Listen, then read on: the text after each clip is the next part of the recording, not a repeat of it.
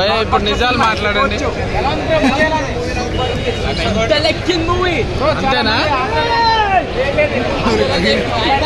Super ఉంది.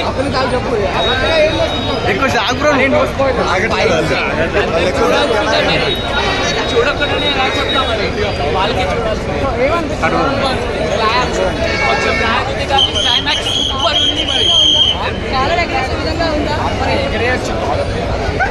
57 అంటే కొంచెం ఎక్కువ ఉంది కానీ మూవీ అయితే బాగుంది. హ్యాండ్స్ ఇట్లా లేపుకోండి ఒకసారి.